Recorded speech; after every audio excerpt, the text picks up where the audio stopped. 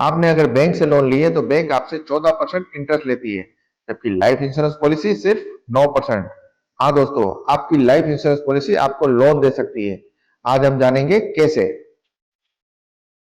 Hello दोस्तों, मैं हूं राजेंद्र सिंह जाडेजा और ये है इंश्योरेंस सिंप्लीफाइड एपिसोड नंबर 24।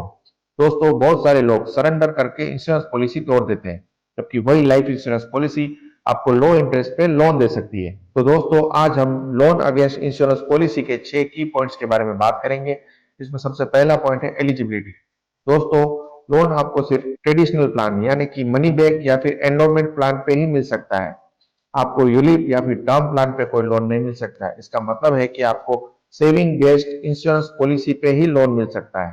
दोस्तों, इसमें दूसरा पॉइंट है लोन अमाउंट लिमिट, यानी कि आपको इंश्योरेंस पॉलिसी पे कितनी अमाउंट की लोन मिल सकती है। दोस्तों, जनरली इंश्योरेंस पॉलिसी की सरेंडर वैल्यू के 80 से 90% तक की लोन आपको आसानी से मिल सकती है। यानी कि अगर आपकी इंश्योरेंस पॉलिसी की सरेंडर वैल्यू 1 लाख रुपए है तो आपको 80,000 से 90,000 तक की लोन आसानी से मिल सकती है।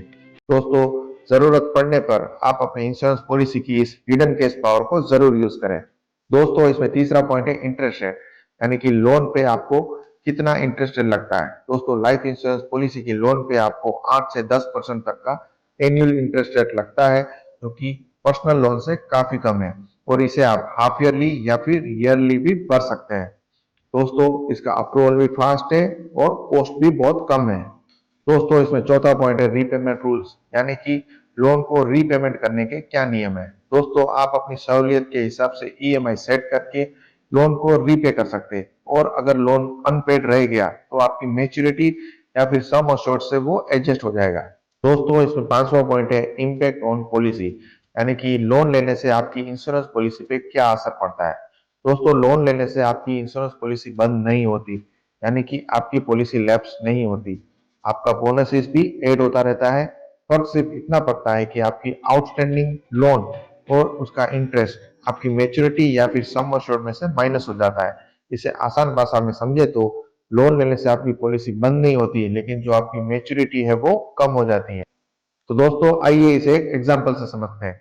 मान लीजिए कि आपका सम अश्योर्ड 10 लाख रुपए है और आपका आउटस्टैंडिंग लोन इंटरेस्ट के साथ 2 लाख रुपए है। तो आपको मैच्योरिटी या क्लेम पे मिलेंगे 10 लाख माइनस 2 लाख, यानी कि 8 लाख रुपए। दोस्तों, इसमें छठा पॉइंट है when to use this option. इस ऑप्शन को हमें कब यूज करना चाहिए। दोस्तों, जब आपको शॉर्ट टर्म फंड की जरूरत हो या फिर आपको कोई इमरजेंसी मेडिकल या फिर एजुकेशनल एक्सपेंस आ गया हो या फिर आप हाई इंटरेस्ट लोन को अवॉइड करना चाहते हैं, तब आपकी इंश्योरेंस पॉलिसी को आप अपने बैकअप बैंक की तरह यूज कर सकते हैं। दोस्तों, रवि और गौतम ने एक ही समय पे एक ही जैसी इंश्योरेंस पॉलिसी की और पैसों की जरूरत होने पे रवि ने अपनी इंश्योरेंस पॉलिसी सरेंडर की और उसे मिले 45,000 रुपए, जबकि गौतम ने अपनी इंश्योरेंस पॉलिसी पे लोन लिया और उसे मिले 40,000 रुपए, प्लस उसकी इंश्योरेंस पॉलिसी भी चालू रही और बाद में मैच्योरिटी भी मिली। दोस्तों, रवि ने इंश्योरेंस पॉलिसी तोड़ी, लोन भी खत्म और पॉलिसी भी खत्म, जबकि गौतम ने इंश्योरेंस पॉलिसी पे लोन लिया, इसकी नीड भी पूरी हुई और मैच्योरिटी भी मिली। इसका मतलब है loan is smarter than surrender.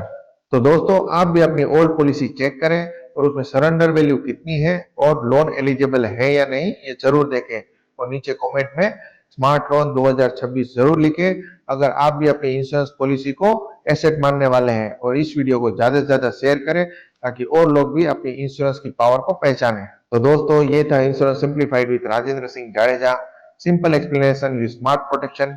अगली वीडियो में हम जानेंगे हेल्थ इंश्योरेंस में पोर्टेबिलिटी का मतलब क्या है। दोस्तों, ये वीडियो अगर अच्छा लगे तो इसे लाइक शेयर और हमारे चैनल को सब्सक्राइब करें, क्योंकि लाइफ इंश्योरेंस पॉलिसी सिर्फ प्रोटेक्शन ही नहीं पावर भी है। Thank you.